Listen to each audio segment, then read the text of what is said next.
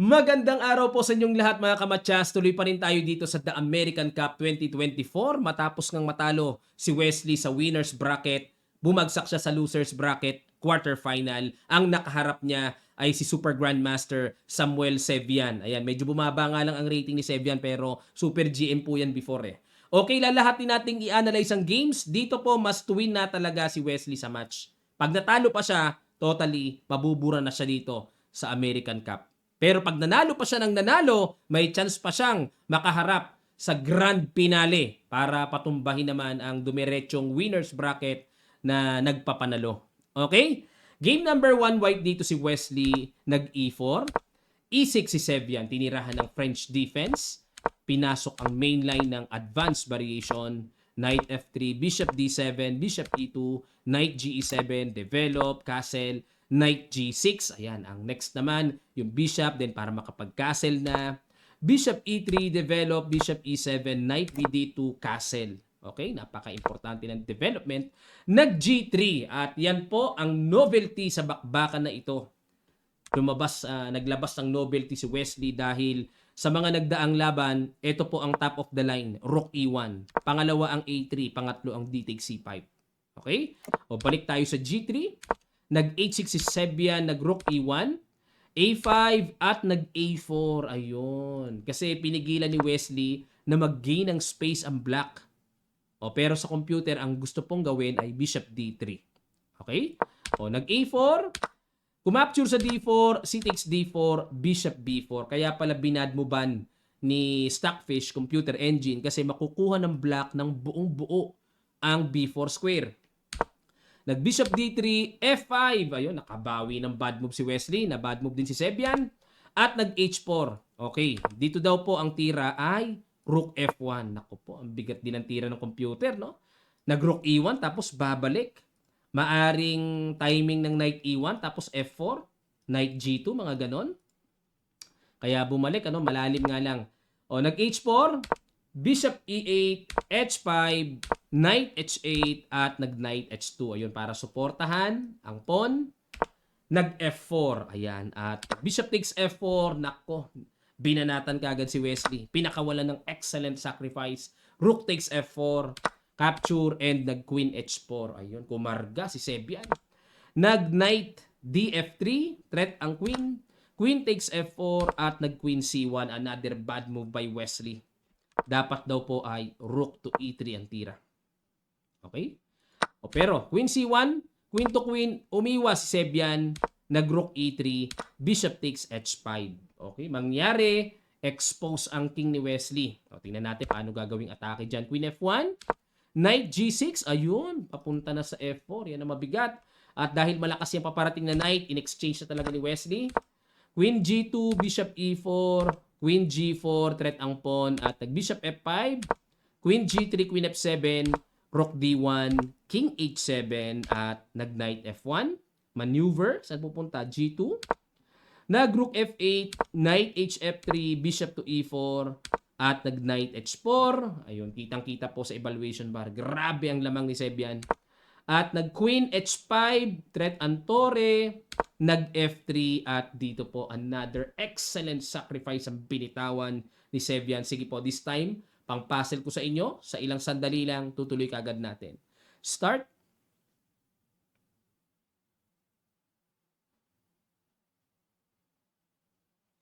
Maraming salamat po mga kamatyas. Knight takes D4. Grabe.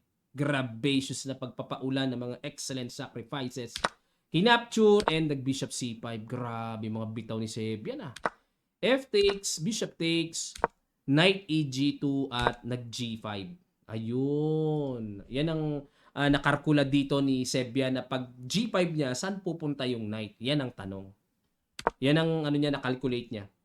Knight F5, pinapture, capture, Rook takes, nag-E6, Queen E8, at King H2, capture, nag-Queen E7, then preparing to play Rook F6 para pabagsakin ng pawn. Nag-resign po si Wesley sa game number 1. Hindi pa tapos mga kamatyas, lipat tayo sa game number 2 kung makakabawi si Wesley. Black naman si Wesley, nag-E4 si Sevian, E5, Knight F3, Knight C6, Bishop C4, Knight F6, at Giocopiano ang pinasok. nag C3, castle, at nag D6, rook E1. Ilang beses na nating nakita yung ganito, no? H3, bishop E6, tinapatan, hamon, umiwas. Bishop A7, nag-knight BD2, knight E7. Ayan, para ililipat yung knight sa G6, knight F1, ganun din naman sa G3, knight G6, knight G3, nag-C6, pang-neutralize, bishop A4, at nag-D5. Ayan, to build a strong center. E takes D5, knight takes D5, at dito nag-D4. Ayan. Dito po mga kamatyas, atin munang alamin, maaaring mapatanong kayo dito, Coach, ba't hindi after knight takes D5, bakit nag-D4? Hindi kinapture yung pawn sa E5. Meron kasing knight takes, rook takes, and bishop takes F2. Meron po kasing ganyan. Na pag kinapture, may queen F6, may bawi sa tore. Okay? Balik tayo. Kaya, nag-D4 lang. E takes D4, knight takes D4, queen C7. Ayan. May pasimpleng pag-alis ng knight. May mga sibat ng queen takes knight dahil nakapin ng king.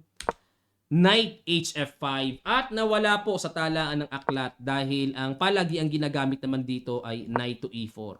Pangalawa ang bishop to C2. Okay? Novelty, knight GF5, rook A E8, bishop B3, bishop D7, kinapture ang knight, capture, at nag-knight to G3. Bakit gumanon? Capture, nag-F5. Ayun, para mag-F4. Nag-knight GE2, F4 pa rin, knight F3. Ayan, para mapigilan kasi raragasayan eh. So, pinigilan yung pag-push. Knight to E5, hinamo ng knight. Knight ED4, bishop takes D4, knight takes D4. At hindi pa rin napigilan ang plano ni Wesley na kapag F3 pa rin siya, nag-G3. Siyempre, kinakailangan hanggat maaari i-close ni Sebia ng king side niya. Queen to D6, nag-B3. Ayan, okay. Teka muna mga kamatyas, no? Bakit kaya hindi nag-bishop F4 dito para ipin? Mag-rook takes F4 kasi. Ayun, para malinaw, no? May queen G6 check at mamamatcha sa G2 ang king. Ayun, para malinaw lang. So, nag-B3, knight C6, capture, at nag-queen F1, queen E5, tineret ang pawn, bishop D2, queen H5, tineret ang pawn, nag-H4. Ayun, bad move ang ginawa ni Sebian. Dapat daw po ay king H2. Okay, pero nag-H4 eh. Nag-rook E8. Good move. Ayun, may papasok na malakas na rook E2. Bishop E3, hinarangan ni Sebian. Nag-rook E4. Rook D1, bad move. Dapat daw po ang tira ay queen to A6 para makahanap ng mga kalikalikot gulo-gulo.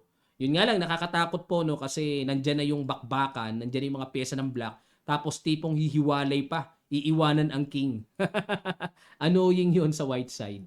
So, dito tayo sa rook D1. Pakiguess nyo naman po this time ang excellent move, excellent shot na binitawan ni Wesley this time. Sa ilang sandali lang, tutuloy kagad natin. Start.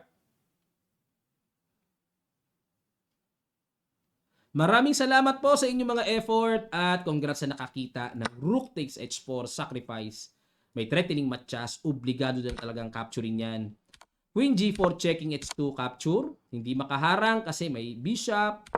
King G1, may bishop H3. Yan ang deadly shot na nag-rook D4 na lang. Kasi kung iiwas po ang queen somewhere like Queen D3, Queen E1, or Queen A6, may Queen G4. Diretso matcha sa G2 eh.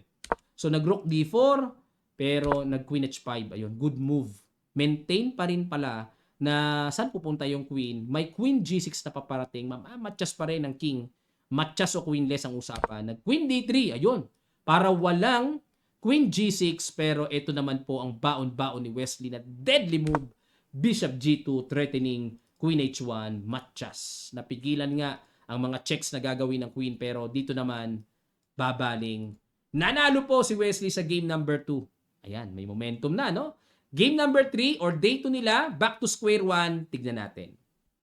Black uli si Wesley, nag-E4 si Sebian, E5 ulit. Inulit ba? Inulit? Inulit ang Yokopiano. Nag-castle.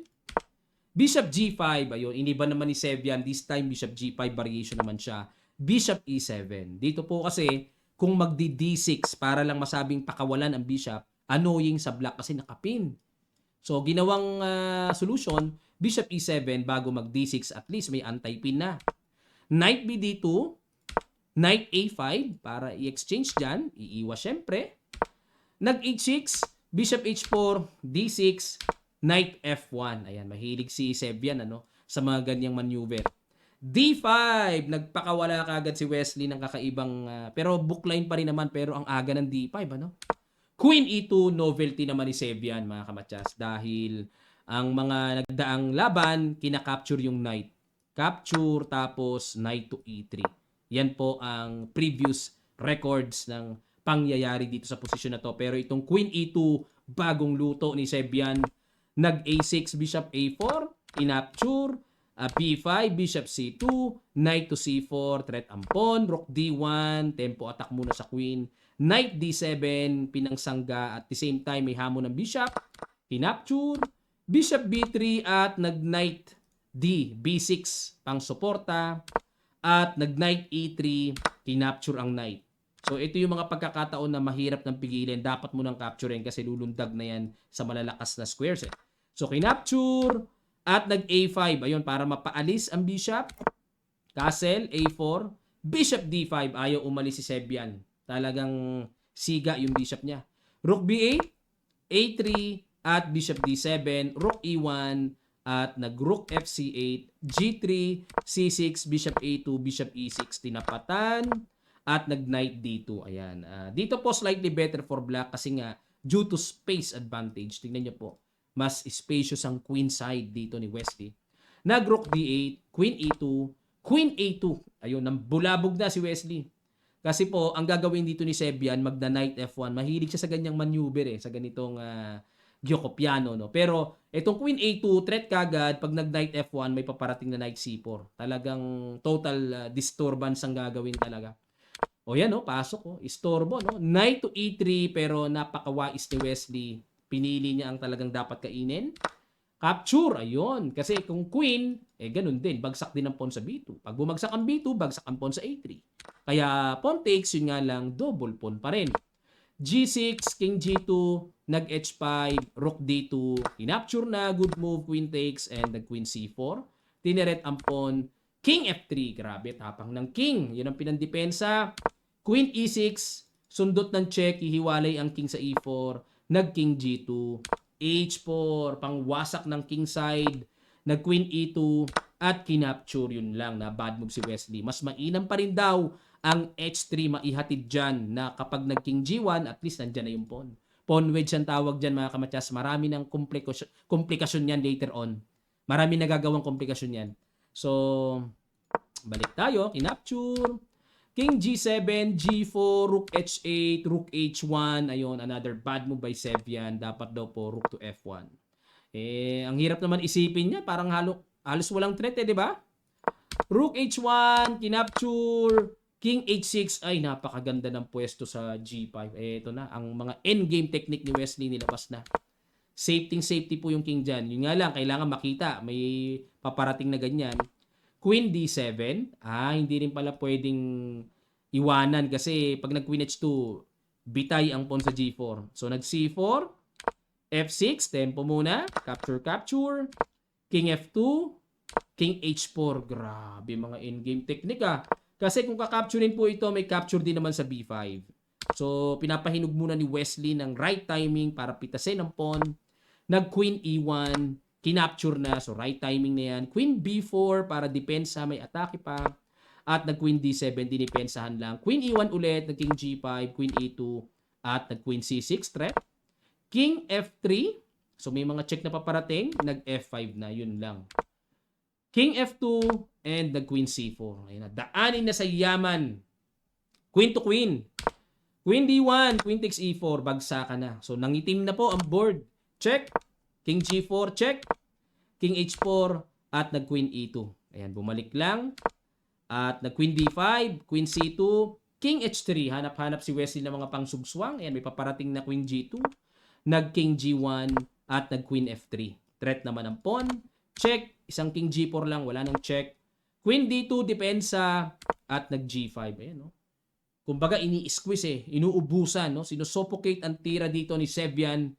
At nag-King H2, E4, King G1, Queen G3 check, King F3 at Queen F3, King F1 sorry, Queen F3, nag F4. Grabe mga gapang ano, pero may butas ang check dito pero isa lang. Capture at nag E3, ayun. Yan ang mga binibiling tira diyan eh. Queen D8 kasi kung check po dito, wala eh, check lamok lang eh. Isang check lang yan, wala nang danger sa black. Kaya nag Queen D8, saan naman check yan? Kaso chumek dito and check capture ayun. Nanimot muna si Wesley, nanimot. And King G3, walang ka-check-check. Followed with Queen F2, Queen H2, or Queen G2. Mamamatchas ng White King. Nakapanalo si Wesley. Naunahan siya ng game number 1 pero dumalawang dikit siya. Okay, game number 4, must win na po si Sevian. Otherwise, pag naidiretso ni Wesley, siya pa ang dediretso para sa losers semifinal round. Okay? Alamin natin ang game 4. White uli si Wesley nag D4, Knight F6, C4, G6, Knight C3, aba pinasok ang King's Indian, classical, Bishop E3, Knight G4. Ayan, kung tawagin po ito ay dito kasi orthodox variation eh, pero may ibang tawag sa opening na ito eh. D5, Knight D4, ayun pumasok, bookline pa rin, kinapture, capture, Knight B5 at nag Knight F6 para may bawi sa E4, nag F3, Knight to H5 para kakapture ng Bishop, Bishop F2, D3. Ayan, nilagyan ng bad move ang tira na yan. Novelty po yan ni Sevian. Dapat daw yung old line na Knight F4 pa rin ang mas epektibo, tapos magka-castle and C5. Ayan. So yan pa rin ang mas epektibo yung old line pero wala eh. Ang ginawa nag D3, novelty, kinapture, Bishop takes B2, Rook B1, Bishop G7, and the castle. Knight F4 and the Bishop C2, ilag, H5, Bishop E3, Knight G6, Queen D2. Pinilahan ni Wesley ang G5. Pinilahan din ang depensa. Knight takes A7. Ayun, nakapinga si Wesley. Magaling si Wesley po sa white against King's Indian. Classical lang ginagamit niya palagi. Ayun, nag-sacrifice na naman. Capture. B6, kinulong ang bishop. Pero A4. Of course, kailangan pong i-rescue kaagad yan. Baka makulong ng tuluyan. So, kailangan ng A5. Knight E5, threat ang pawn. Nag-bishop B3, dinipensahan. Pero, hindi na ibigan ng computer engine. Dapat daw po bishop D3 ang tira. Okay, balik tayo sa bishop B3. C5, bishop C2. Ha? Bishop C2? Ah, okay. Para may threat doon. Pinabagsak ang pawn sa C4, Queen D3, Bishop D4 check, Knight E5 threat ang Queen. Ayun, nakipagsabayan si Wesley. Ito na yung mga kargang malulupites. Queen F6, Queen E2, H4. Ayan, pag-asa dito ni Sebian, makagulo-gulo pa pero kitang-kita po sa evaluation bar eh. Wala, ang laki ng lamang. F4, another good move by Wesley. Tama yan. Takes A5. Ito po kasing F4 sacrifice para magamit yung tore. Kahit pa paano. Kasi may ipit ang white. Bishop D4, A6, C4, Queen takes. Ayan, puro desperate moves na. Queen E2. Ayan, para pag kinapture nga, Queen ang pangkain. Bishop takes at ayun. So, hindi pwedeng capturing ng knight. Nakapin. Na Queen G7 and Rook F3. Rook C8, Bishop D3. Hamon ng Bishop. Pinanggap. Bishop E5 at nag-Rook DB3 going to B8, masimplify. Queen F8, iniwasan ni Sebian at nag-Rook F1. Naku po, ayun na ang pipilahan. Nag-Rook C2, wala pa rin pakialam si Sebian, gulo-gulo pa rin ang gusto niya. Rook BF3, Queen G7, gulo-gulo na ito. Takes, sinacrifice na talaga ni Sebian. Kung ako naman ang black, ganyan na rin ang gagawin ko. Kailangan ko na rin manggulo. Kasi wala na eh. Pag di ka pa manggugulo, lalong walang kabuhay-buhay eh. O, Queen G5, check doon, depensa, check, check, ayun, bagsak ang bishop. Nagwagi si Wesley dito sa kanilang match. Biruin nyo, game number 1, nadali, in-straight niya, 2, 3, 4, straight. Ngayon, ang makakaharap naman ni Wesley sa losers semifinal round ay yung babagsak naman sa bakbakan ng winners semifinal, final pala, sorry, no? Between Aronian and Caruana. Ayan, kung sino matatalo doon, yun ang makakaharap ni Wesley sa losers semifinal. Yan po nga alamin natin sa next video natin, yung naging laban nila Aronian and Caruana. Maraming salamat po sa inyong matyagang panonood. Sana po natuto kayo. At muli po, kung meron kayong mga suggestions and comments, lapag nyo lang po sa comment section below. Sa mga gusto magpa-shoutout, sige po, lapag nyo lang para mamarkahan natin, schedule natin sa mga videos natin.